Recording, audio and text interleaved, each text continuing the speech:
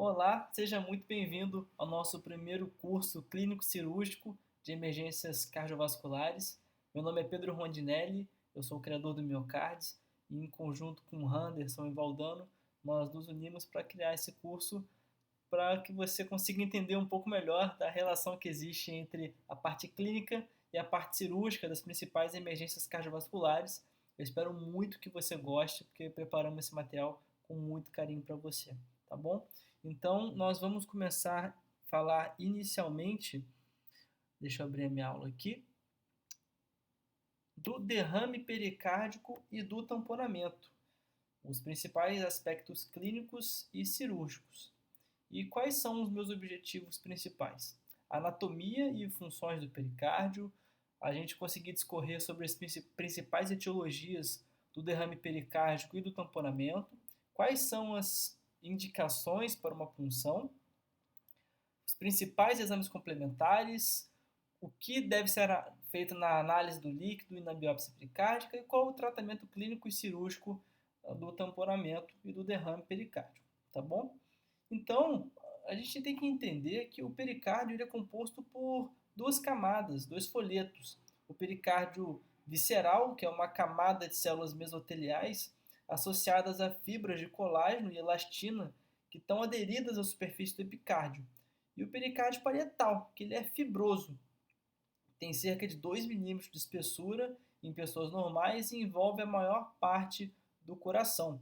O pericárdio parietal ele é em grande parte sem célula e contém fibras de colágeno e elastina, sendo que o colágeno é então o principal componente estrutural.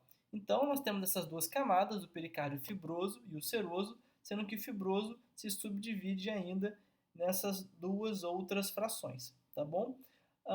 O espaço pericárdico, aliás, o pericárdio visceral, ele se reflete posteriormente perto da origem dos grandes vasos e torna-se contínuo com o pericárdio parietal e forma a sua camada interna. O espaço pericárdico ele se localiza entre essas duas camadas e contém entre 5 e 10 ml de líquido pericárdico, ou seja, está entre a camada do pericárdio visceral e pericárdio parietal. A reflexão do pericárdio visceral ela ocorre poucos centímetros antes das junções da veia cava com o ato direito, sendo que porções desses dois vasos elas se situam dentro então do saco pericárdico.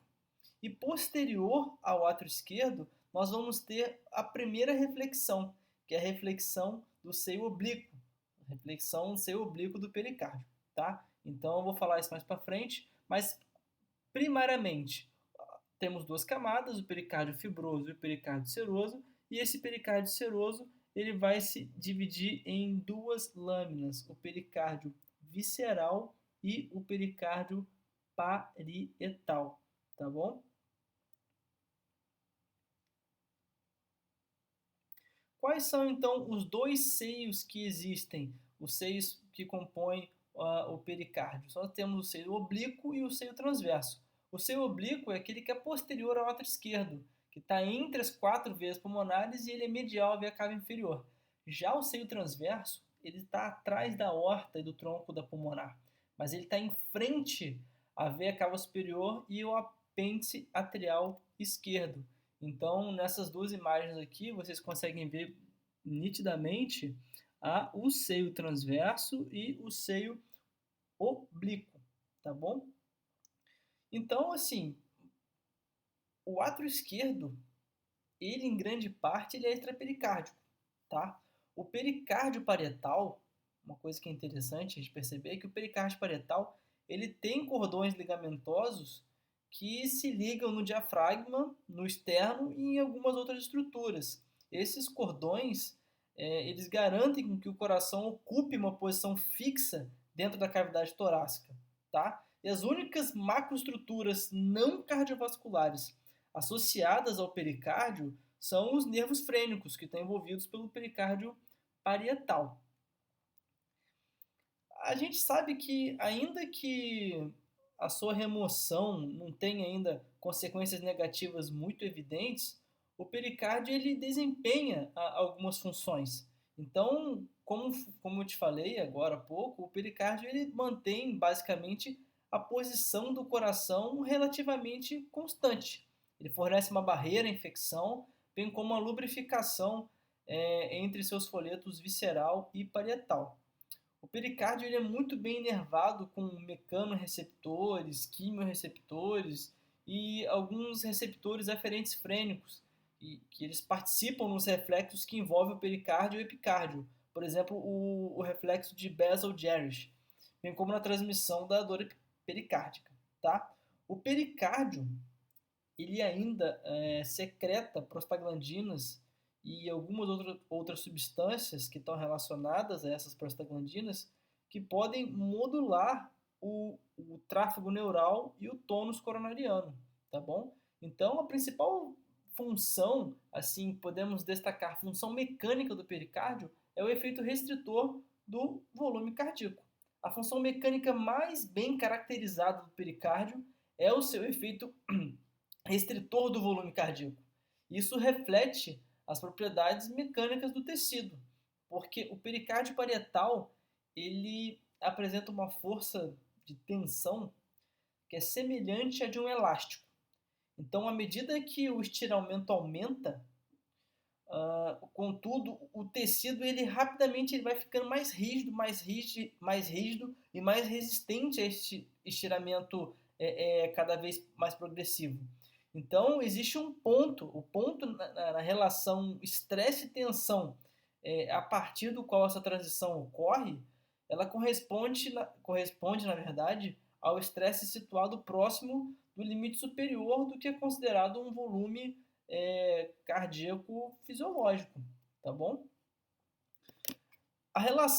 Existe uma relação que se chama pressão-volume do saco pericárdico e ela é sobreponível à do tecido pericárdio parietal isolado. O que eu estou querendo dizer com isso?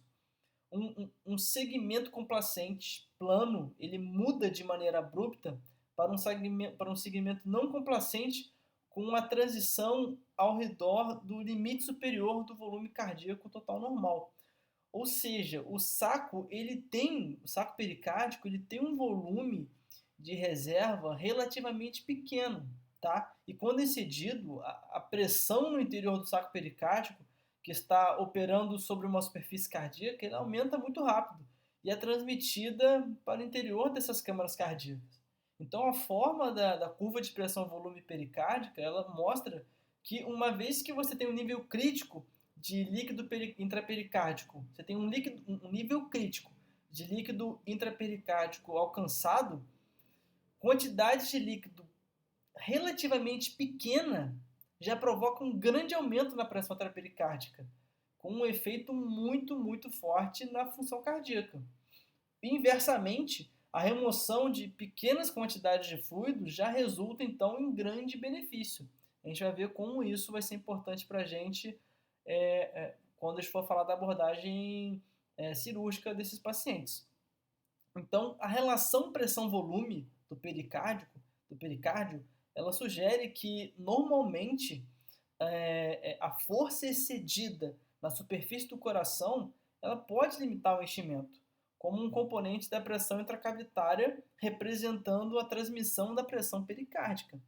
Então, essa pressão ela é proporcionalmente mais importante para o lado direito do coração. É importante a gente perceber que o pericárdio normal ele pode restringir muito o volume cardíaco. O pericárdio normal pode restringir muito o volume cardíaco. Em paciente com volume cardíaco normal, por exemplo, quando eles são submetidos a uma pericardiotomia, no contexto de uma cirurgia cardíaca, por exemplo, eles desenvolvem alguns aumentos moderados já no pós-operatório, tanto do volume quanto da massa cardíaca. Então, esse achado ele é muito compatível com esse alívio da restrição que normalmente o pericárdio exerce durante o enchimento cardíaco. Então, o pericárdio normal ele contribui para o que chama de interação diastólica. O que eu quero dizer com isso? A transmissão da pressão de enchimento intracavitário das câmaras que estão uma do lado da outra. Então, por exemplo, uma, uma porção da pressão diastólica do ventrículo direito, ela é transmitida para o ventrículo esquerdo por meio do septo interventricular. Ou seja, também influencia a pressão diastólica ventricular esquerda. Então, pelo fato da sua presença aumentar a pressão intracavitária ventricular direita, o pericárdio normal amplifica a interação diastólica. Portanto, à medida que o volume cardíaco aumenta, além de sua faixa fisiológica, o pericárdio contribui cada vez mais para aumentar as pressões de enchimento intracavitário. Basicamente é isso. À medida que o volume cardíaco vai aumentando, e além da sua faixa fisiológica, o pericárdio ele vai contribuindo cada vez mais para aumentar a pressão de enchimento dentro das câmaras. Isso ocorre diretamente devido à pressão de contato externo e indiretamente devido à interação diastólica aumentada. E qual que é o papel do pericárdio normal na doença cardíaca? Eu listei aqui algumas situações associadas, como infarto de VD, o pulso paradoxal, sinal de Kussmaul e a adaptação a aumentos crônicos de volume. Quando as câmaras cardíacas elas se dilatam muito rápido, o efeito restritivo do pericárdio, assim como a sua contribuição para a interação diastólica, torna-se muito aumentado, produzindo um quadro hemodinâmico com características tanto de tamponamento cardíaco como de pericardite constritiva. Um exemplo é o infarto do miocárdio do ventrículo direito. Então, você tem um infarto do miocárdio do ventrículo direito, geralmente associado ao infarto da parede inferior do ventrículo esquerdo. Então, nessa situação, o lado direito do coração ele se dilata rapidamente, de tal forma que o volume cardíaco total excede o volume de reserva do pericárdio. Então, como resultado da constrição pericárdica aumentada e da maior interação diastólica, as pressões de enchimento tanto do lado esquerdo e do lado direito, elas se equilibram em níveis muito elevados, permitindo que um pulso paradoxal e uma elevação inspiratória da pressão venosa sistêmica. O que é isso? Sinal de Kussmaul. Eles possam ser observados. Então, outras condições com efeitos hemodinâmicos similares, que eu posso citar aqui, são a embolia pulmonar aguda e a regurgitação mitral subaguda. Então, de novo, só para vocês entenderem, quando as câmaras cardíacas elas se dilatam muito rápido, o efeito restritivo do pericárdio, assim como a contribuição diastólica que ele tem, aumenta. Então, produz um quadro hemodinâmico que é característico do tamponamento cardíaco, como da pericardite aguda. Já a dilatação cardíaca crônica, em virtude de uma cardiomiopatia dilatada, ou se esse paciente tiver uma doença valvar regurgitante, ele pode resultar em volumes cardíacos próximos do limite do volume de reserva do pericárdio. Mas os efeitos dessa restrição exagerada não são muito encontrados. Isso significa que o pericárdio ele se adapta muito bem para acomodar os volumes crônicos do volume cardíaco. Então, quando você tem aumentos crônicos de volume, esse pericárdio consegue se adaptar a esse aumento de volume. Já se for um aumento de volume muito rápido, o pericárdio não consegue se adaptar e esse paciente vai ter uma sintomatologia muito grande. Ou seja, durante a tua avaliação, a gente vai ver isso mais para frente, não necessariamente o tamanho da lâmina de pericárdio que você está vendo ali no eco, que é o mais importante. Às vezes você pode ter um volume relativamente pequeno, mas como ele se deu de instalação muito abrupta, o paciente vai ser muito mais sintomático. Vamos falar de etiologia. Derrame pericárdio, nós temos muitas etiologias.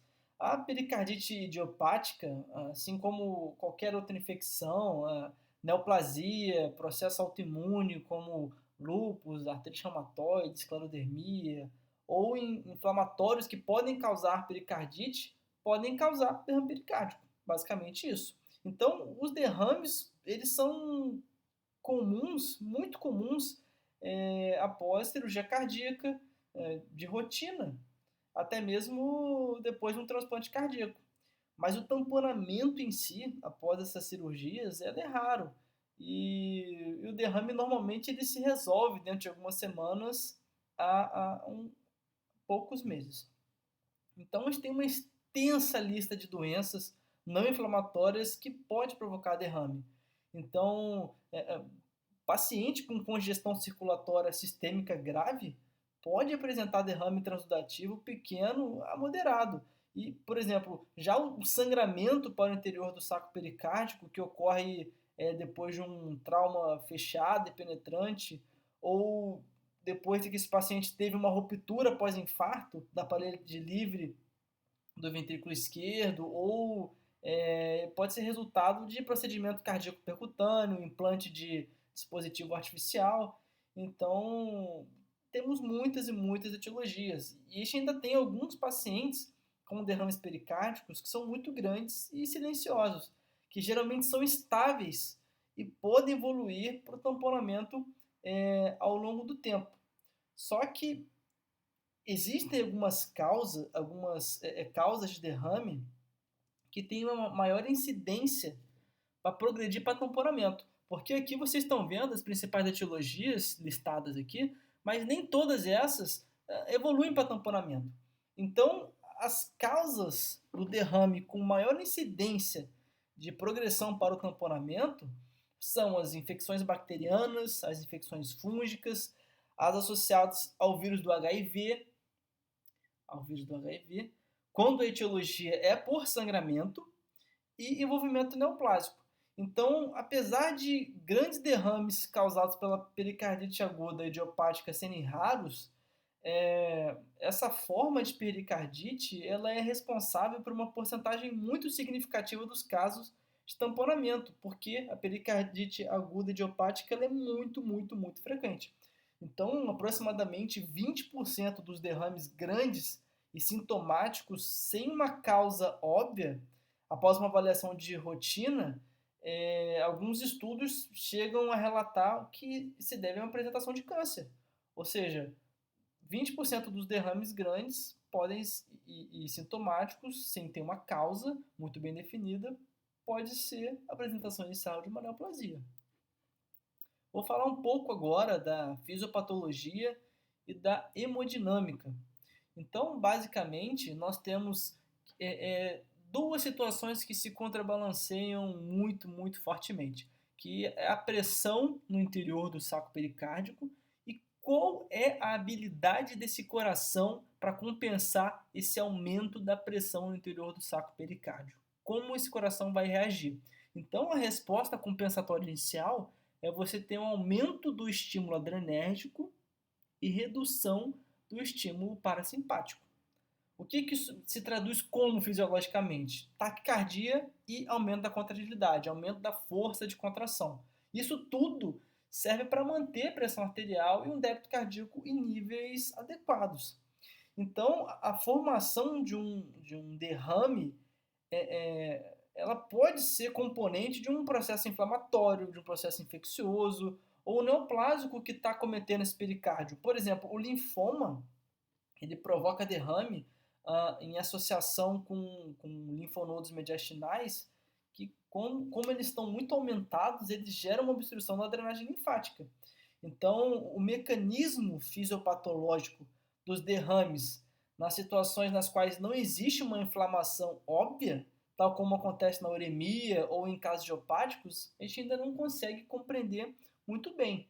Então, o tamponamento cardíaco, ele nada mais é um representante, ele nada mais representa do que a continuidade dos eventos hemodinâmicos que vão desde um derrame com efeitos mínimos detectáveis até o quadro de um completo colapso circulatório. Então, sobre o aspecto clínico, o ponto mais crítico ocorre quando um derrame ele reduz o volume das câmaras cardíacas de tal modo que você reduz também o débito cardíaco. Então, o mais importante que o tamponamento consegue fazer, o ponto mais crítico, é quando esse derrame diminui o volume de enchimento das câmaras cardíacas e reduz o débito cardíaco desse paciente. Então, determinantes assim fundamentais das consequências hemodinâmicas de um derrame são a pressão do interior do saco pericárdio e a habilidade do coração em compensar, como eu já disse. Então, a pressão, ela por sua vez, ela vai depender da quantidade de líquido e da relação pressão-volume pericárdio. Então, como eu já disse, normalmente o pericárdio ele tem pouca reserva de volume.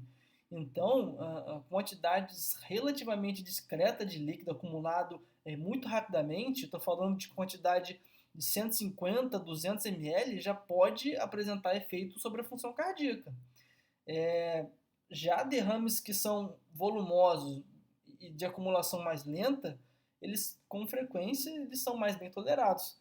Talvez eles sejam mais bem tolerados, fisiologicamente falando, por causa da relação pressão-volume dentro do pericárdio.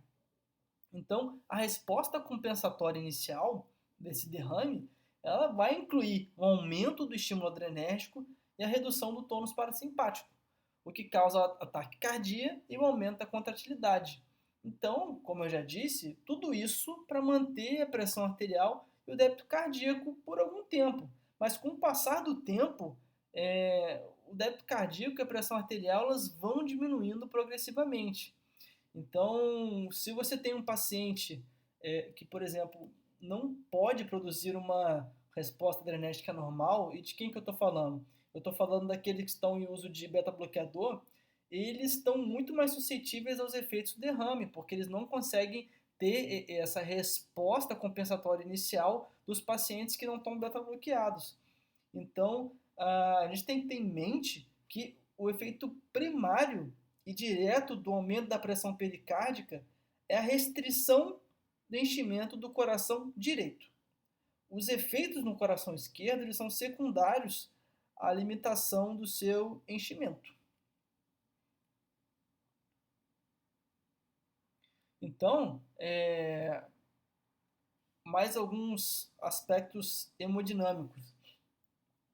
À medida em que esse líquido ele se acumula, você tem aumento da pressão intrapericárdica com restrição de enchimento das câmaras cardíacas. Ou seja, redução da pressão miocárdica transmural e complacência das câmaras cardíacas.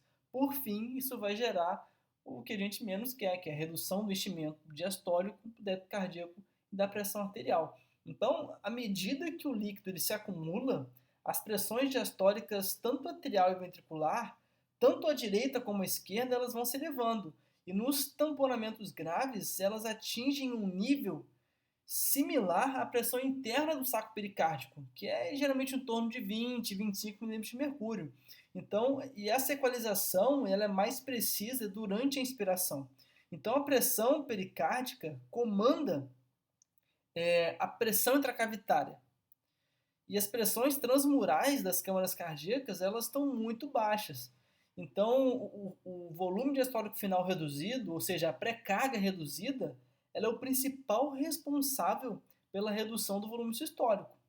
Então, por causa dos aumentos compensatórios na contratilidade, o volume telesistólico ele também diminui, mas não o suficiente para normalizar o volume sistólico. Então, daí a importância da gente ter ataque cardíaco para manter esse débito cardíaco. Então, pelo fato de a pressão de enchimento das câmaras direitas ser normalmente bem inferior à pressão de enchimento das câmaras esquerdas, à medida que o fluido ele se acumula, a pressão de enchimento aumenta mais rapidamente no lado direito que no lado esquerdo do coração. Então, o fluxo de sangue, isso é uma coisa que você tem que pensar sempre. O fluxo de sangue ele só pode entrar nas câmaras cardíacas quando o sangue presente no interior dessas câmaras está simultaneamente saindo. Então, basicamente é isso. O fluxo de sangue ele só consegue entrar nas câmaras cardíacas quando o sangue que já está dentro dessas câmaras já está saindo. Então, é muito importante você entender esses aspectos hemodinâmicos, tá? Então, existe uma dúvida: o pulso paradoxal está sempre presente? Então, quando você tem elevação já pré-existente da pressão ou do volume diastólico, como na disfunção crônica do ventrículo esquerdo, na regurgitação aórtica ou na comunicação intra-atrial, você pode ter o tamponamento sem pulso paradoxal. Só lembrando uma coisa aqui agora, é que eu acabei esquecendo de falar isso, é que os derrames pericárdicos, eles podem ser loculados. Ou seja, você pode ter um derrame pericárdico que vai resultar em um tamponamento regional, o que é mais comumente visto depois que a gente termina uma cirurgia cardíaca. Então, depois de uma cirurgia cardíaca, você pode ter um derrame pericárdico loculado.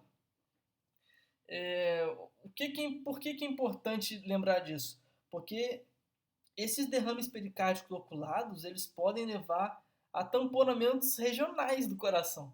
Isso pode causar achados hemodinâmicos atípicos, ou seja, um volume de injeção cardíaco reduzido com uma elevação unilateral de uma pressão de enchimento.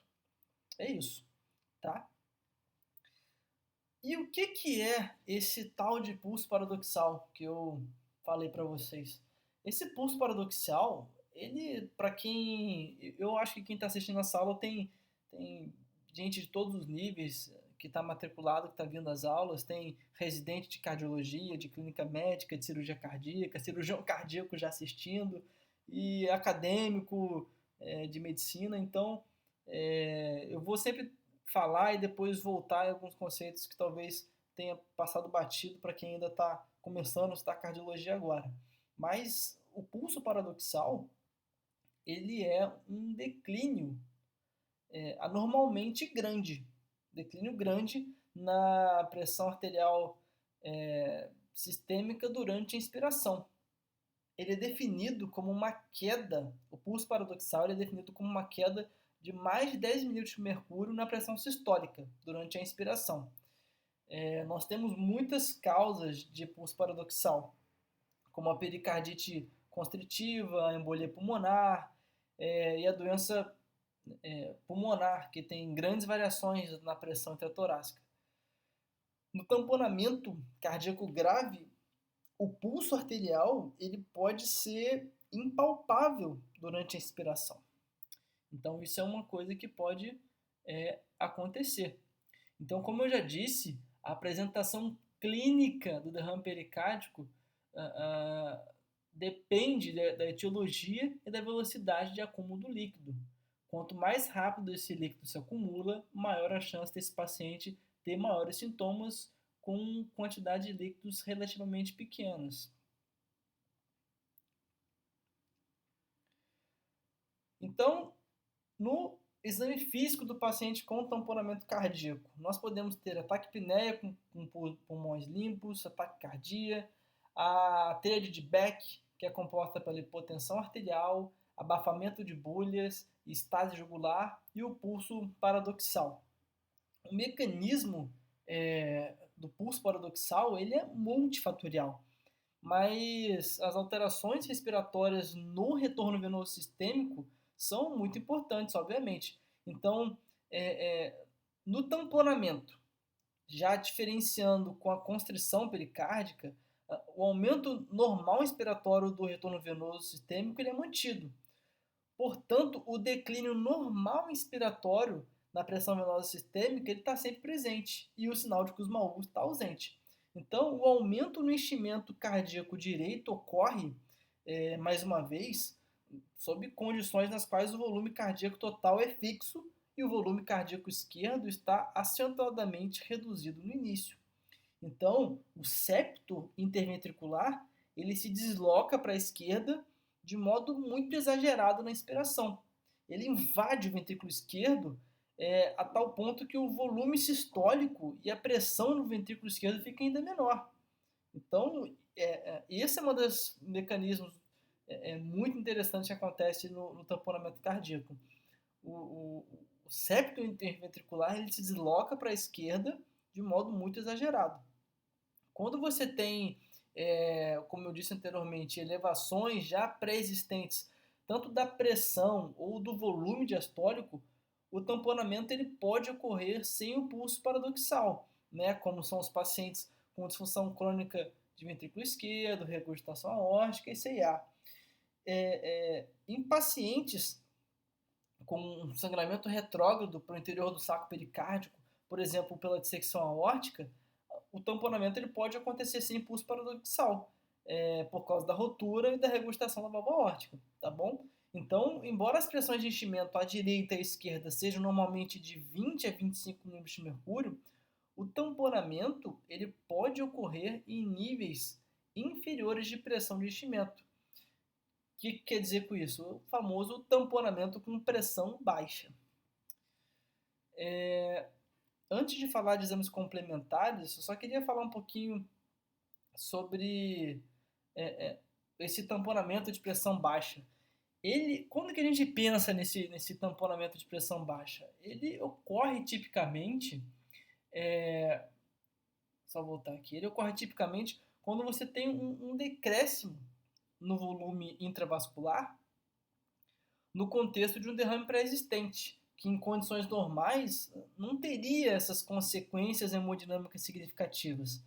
Então, uma pressão pericárdica pouco elevada, ela pode diminuir a pressão de enchimento transmural para níveis nos quais os volumes sistólicos ficam comprometidos. Então, pelo fato de a pressão venosa estar apenas modestamente assim elevada ou até mesmo normal, o diagnóstico acaba sendo não suspeitado, porque a gente sempre pensa tamponamento cardíaco, pressão venosa aumentada, mas a pressão venosa pode estar só um pouco aumentado, até mesmo normal. Então, o tamponamento com pressão baixa ele pode ser observado em qual contexto clínico? Geralmente o paciente que está fazendo hemodiálise, paciente que teve uma perda volêmica sanguínea muito grande, depressão de volume, né? E também quando você administra diurético em paciente que já teve um derrame pericárdio prévio, tá? Então, isso aqui para mim é uma das coisas mais importantes que você tem que entender. Você pode esquecer tudo que eu falar, só que isso você tem que entender, tem que lembrar, porque senão você acaba ficando bitolado em relação à apresentação clínica desses pacientes. Então, a apresentação clínica ela depende da etiologia e da velocidade de acúmulo do líquido no espaço pericárdico. Então, nas patologias, como eu já falei, que causam hemorragia, como dissecção, trauma, rotura miocárdica ou causa iatrogênica, a pressão intrapericárdica ela aumenta muito rápido. Estou falando de questão de minuto a hora. E acaba evoluindo para choque cardiogênico, parada cardiorrespiratória em AESP, atividade elétrica sem pulso, e a sistolia. Já quando tem um processo inflamatório de baixa intensidade, a compressão cardíaca ela ocorre em questão de dias, de semanas. E os sinais de pericardite elas podem até preceder o quadro de instabilidade hemodinâmica. Então, como eu já falei, em alguns casos pode acontecer o derrame pericárdico com baixa pressão. Então, nessa condição, um derrame que em condições normais não causaria tamponamento, ele o faz por causa da redução da pressão intracardíaca ou da volemia. Então, pensa nisso. O diagnóstico clínico ele acaba ficando mais difícil quando você está lidando com um paciente que acabou de ser de hemodiálise ou que perdeu muito sangue. Então, isso é uma coisa que você tem que ficar muito, muito atento.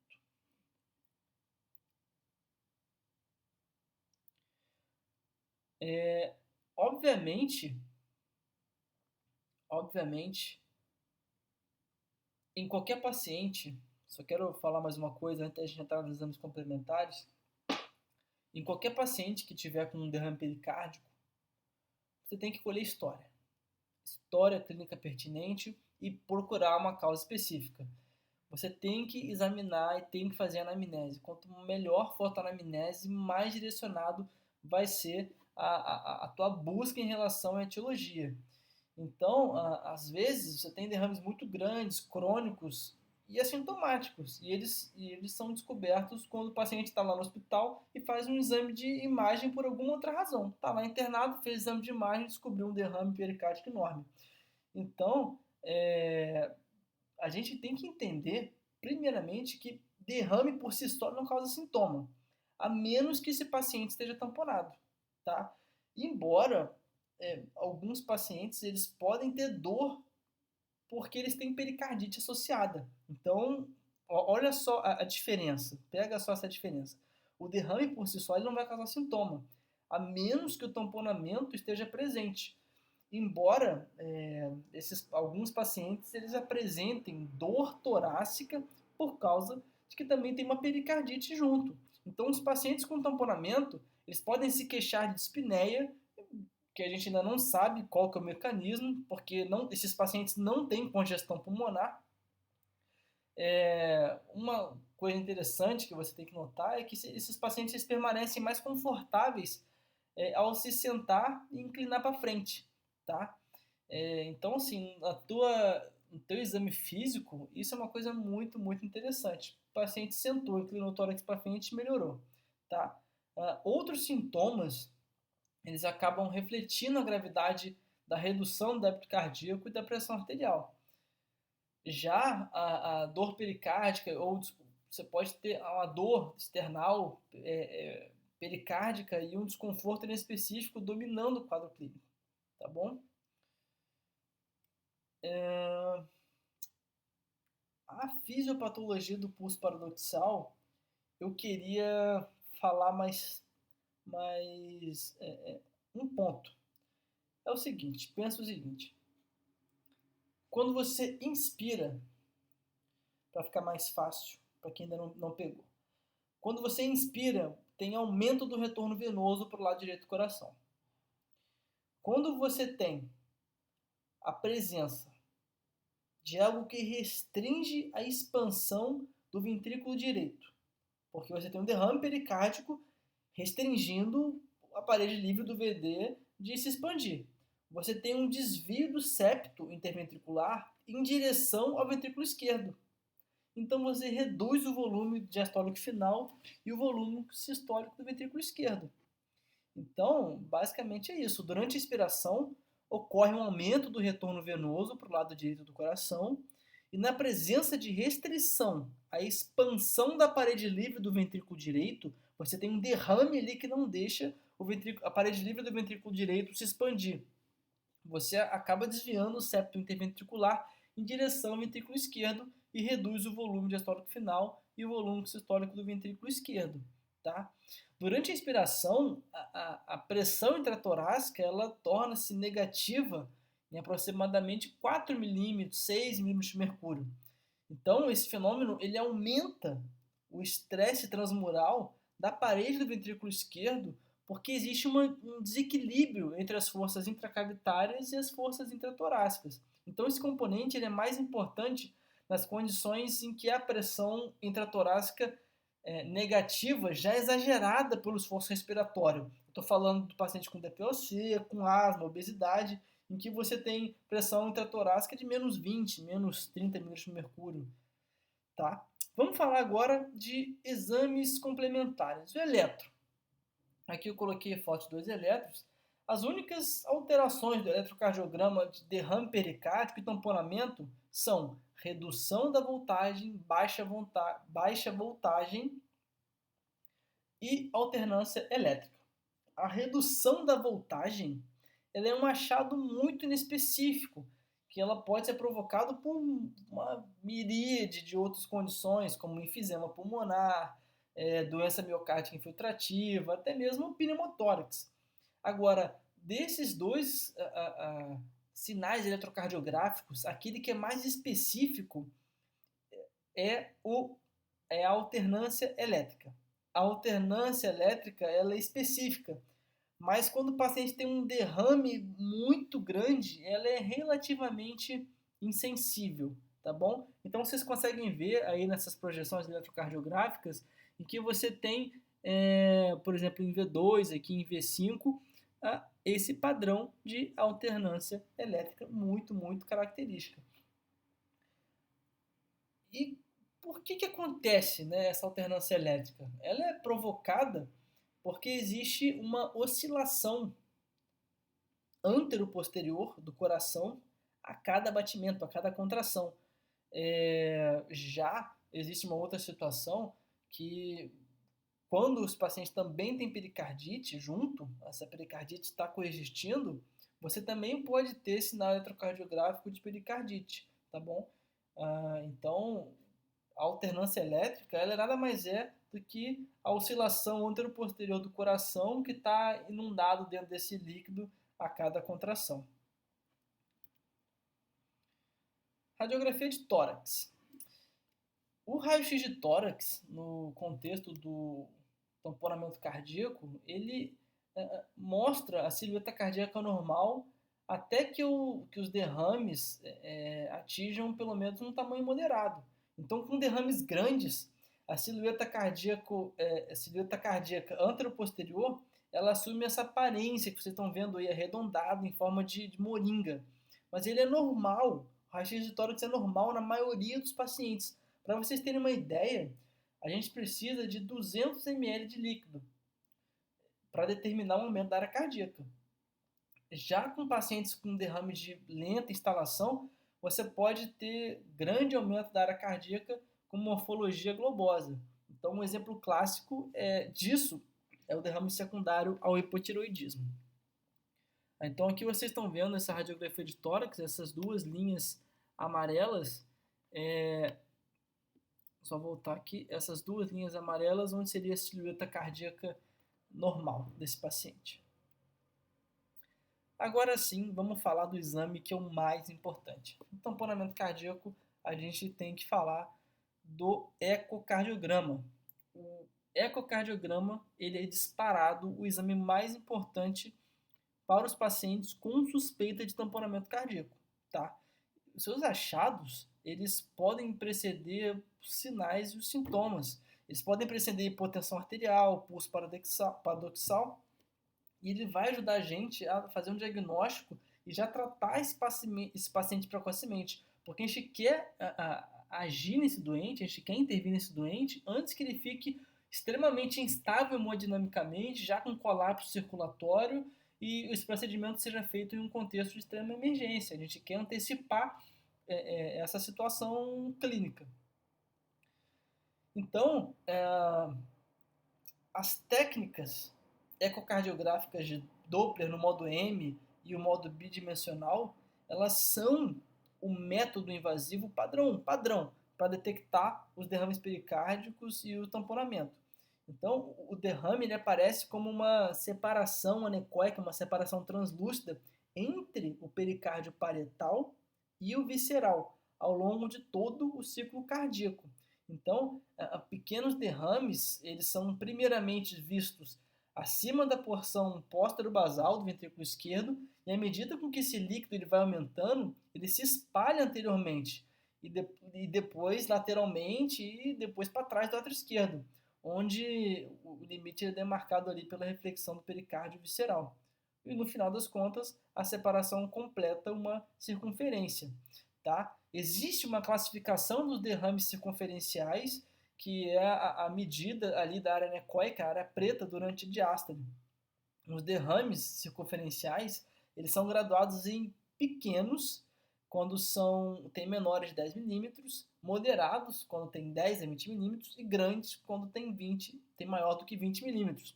Uma vez que a rapidez de acúmulo desse líquido é muito importante, o significado hemodinâmico, isso eu já falei várias vezes, e eu quero muito que você aprenda isso. O significado hemodinâmico de um derrame, ele nem sempre se correlaciona estritamente com o seu tamanho. Então, uma vez que o acúmulo de líquido é muito lento, esse paciente vai demorar muito para ter sintomas. Normalmente, o tamponamento ele não acontece quando o derrame não é circunferencial. Normalmente ele não acontece. E o diagnóstico de tamponamento cardíaco, quando você não tem o derrame circunferencial, tem que ficar um pouco assim, um pouco atrás da orelha, podemos dizer assim, porque não é muito comum, isso não é normal, tá bom? Alguns achados que sugerem um tamponamento em um paciente com derrame pericárdico são esses três que eu listei aqui. que são o colapso do átrio direito, o colapso diastólico do ventrículo direito e a variação respiratória dos fluxos transvalvares mitral, acima de 25%, aórtico e tricuspídeo maior do que 40%. Aqui eu coloquei um vídeo para vocês verem. Aqui está o derrame pericárdico, a lâmina do derrame pericárdico extremamente grande. Com certeza isso aqui tem mais do que 20 milímetros. Ou o ventrículo direito colabado.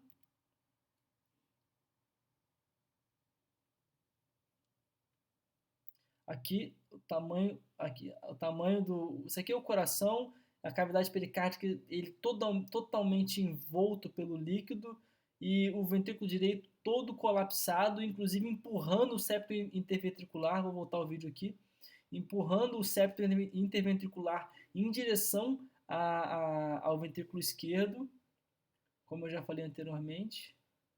Então vocês conseguem ver bem como que as alterações hemodinâmicas no tamponamento cardíaco elas são gritantes, dependendo da quantidade de líquido e do tempo de evolução. Olha só aqui a lâmina do derrame, olha só como que está a parede ventricular direita e como isso está abaulando o septo interventricular. Antes de falar do tratamento, eu só queria falar um pouquinho da tomografia e da ressonância, tá? E me pergunta assim, tá, e a tomografia e a ressonância? Gente, tomografia e ressonância são exames que são pouco utilizados em pacientes com suspeita de tamponamento, porque você precisa transportar esse paciente, precisa usar contraste endovenoso. Então, assim, paciente que tem uma janela ecocardiográfica muito desfavorável, pode até ser útil para detectar assim, derrame loculado, espessamento, calcificação pericárdica, colapso de câmara cardíaca, dilatação da via cava inferior. Mas, geralmente, no contexto de tamponamento cardíaco de emergência, não vamos ficar perdendo tempo em tomografia e ressonância magnética, nuclear magnética cardíaca. Tá? E são complexos, são demorados, e principalmente a ressonância, e geralmente esse paciente está no departamento de emergência, solicita que a equipe da cirurgia cardiovascular vai intervir de maneira muito rápida e às vezes não, a maioria das vezes é eco transtorácico à beira do leito, point of care e a gente lá funcionando esse paciente. Na extrema, nossa rotina é essa, tá bom? Vamos falar agora do tratamento do tamponamento cardíaco.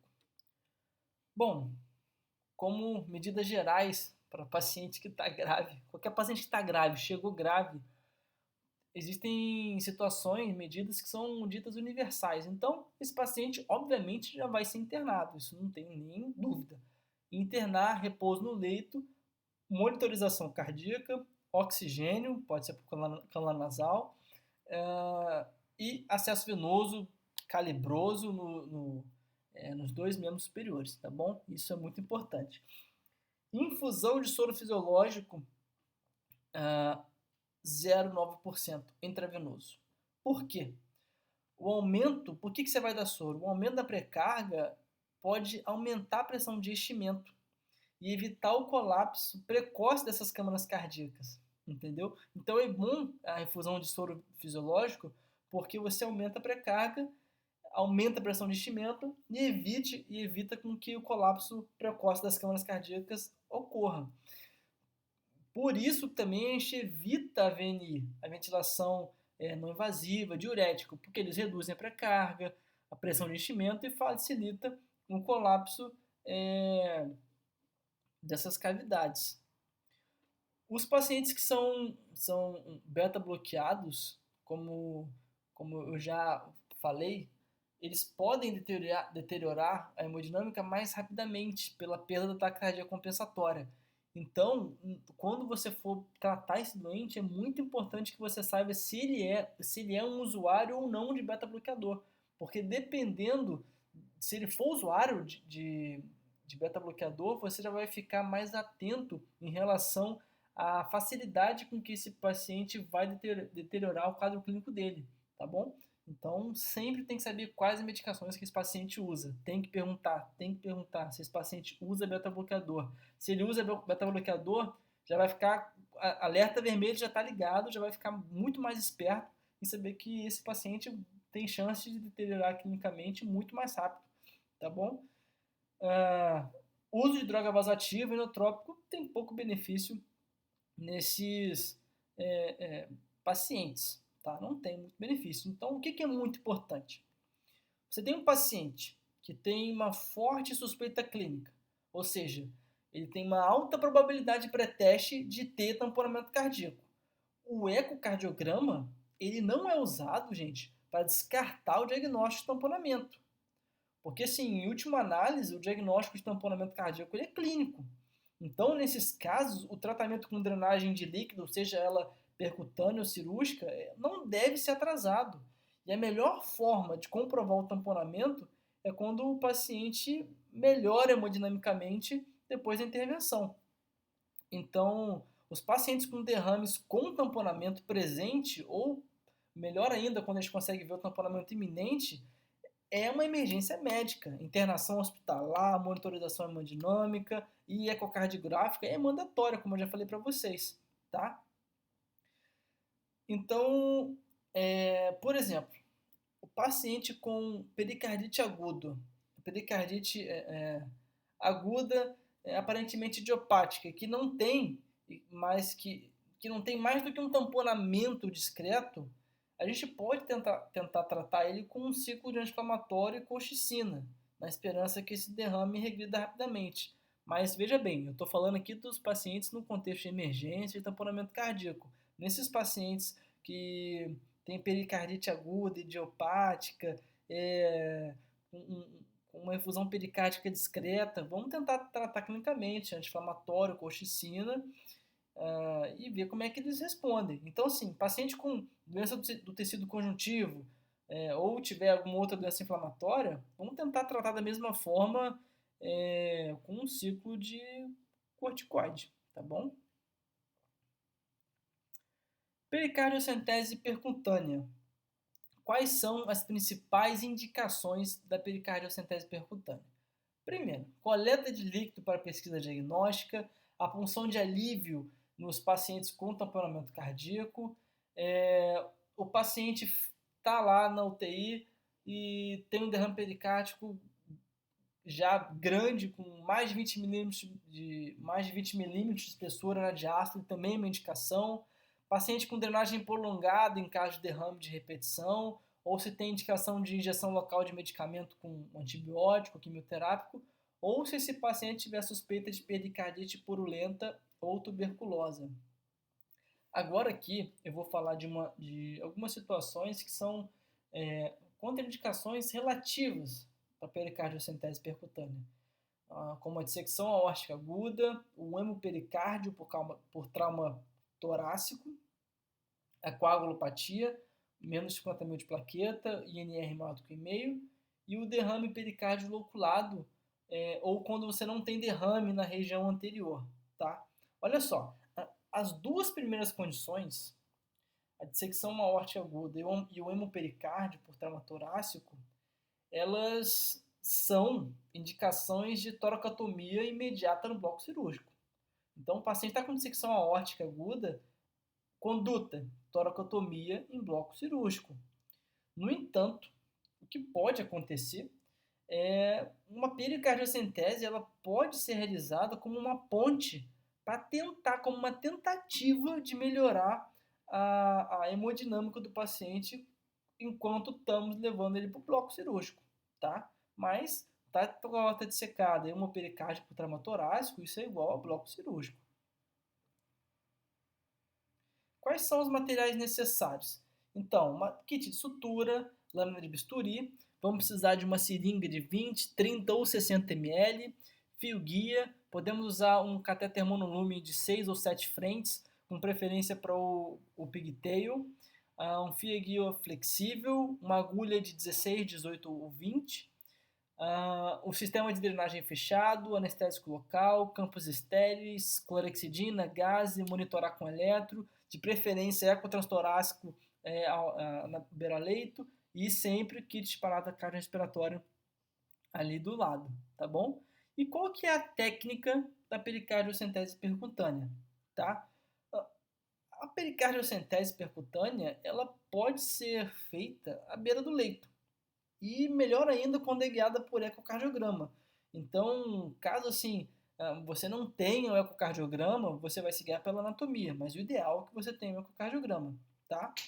Então, caso seja necessário, você pode usar um sedativo, um midazolam e um analgésico, enquanto esse paciente é conduzido para a sala, para a UTI, para ser monitorizado e para receber esse procedimento.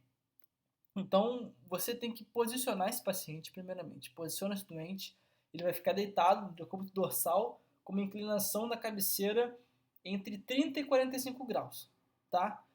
Você vai se paramentar com equipamento estéreo,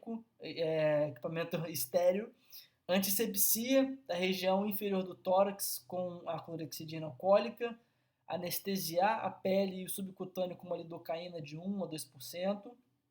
E como que você vai fazer? Você vai introduzir a agulha 0,5 centímetro, meio centímetro, à esquerda do apêndice cifoide, fazendo uma angulação de 45 graus com a pele, logo abaixo do externo. Então você avança lentamente a agulha em direção ao ombro esquerdo, mantendo a aspiração na seringa, até que seja observado o refluxo de líquido pericárdio. Se a agulha penetrar no epicárdio, o traçado do monitor de eletro, ele pode mostrar um supra de ST ou começar a fazer arritmia ventricular. Então você retorna a tua agulha. Se você pegou o coração, você pode acabar tendo supra de ST e essas arritmias ventriculares. Quando você começar a aspirar o líquido com calma, tá? Normalmente 50, 100 ml já é o suficiente para melhorar muito a hemodinâmica desse paciente. Então, caso esse paciente tenha alguma indicação de drenagem contínua, você retira a seringa, faz uma pequena incisão na pele com a lâmina de bisturi, junto à agulha, introduz o fio guia através dessa agulha, retira essa agulha e depois passa o catéter. É como se fosse passar um acesso venoso central monolume. É um catéter comum de acesso venoso central monolume que a gente usa aqui no nosso hospital, por exemplo, até o pericárdio, tá? Depois que você passar o acesso, retira o fio guia e conecta o catéter ao sistema de drenagem fechado. Depois você sutura esse catéter na pele, curativo, estéreo. Importante deixar esse paciente monitorizado por pelo menos 24 horas. Você não pode puncionar esse paciente e mandar ele para casa, vai dormir. Não. Chegou no hospital, está tamponado, você puncionou, vai ter que ficar monitorizado na UTI, na UCI por 24 horas. E depois um raio-x de tórax. Idealmente ainda um ecocardiograma transtorácico de controle, tá bom? E depois você vai enviar o líquido aspirado para análise. Então, assim, existem muitas nuances na técnica da pericardiocentese percutânea que você vai pegando de acordo com a tua prática. Então, usar o ecocardiograma para guiar o procedimento reduz de forma drástica as complicações, facilita muito o teu procedimento, tá? Uma outra coisa também que você tem que ter sempre em mente é que paciente que tem derrame volumoso, você não retira todo o líquido muito rápido, porque senão você pode acabar tendo a síndrome de descompressão aguda do ventrículo direito, tá bom? Então, assim, isso você tem que ficar muito atento com isso.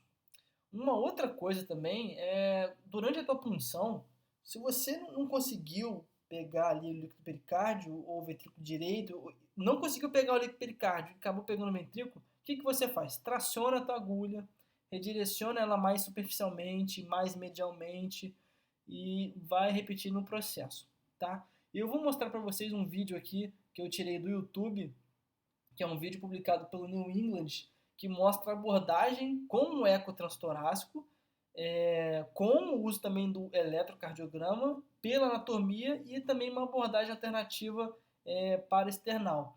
Vocês fiquem atentos ao longo do vídeo que tem uma hora que ele vai estar puncionando e monitorizando a punção com eletro e vai aparecer um supra de ST. E aí, como eu disse para vocês, quando você está lá funcionando e aparece um supra de ST, ou começa a ter muito extracisto, recua a agulha, porque aí quer dizer que ela já acabou entrando em contato com a superfície miocárdica.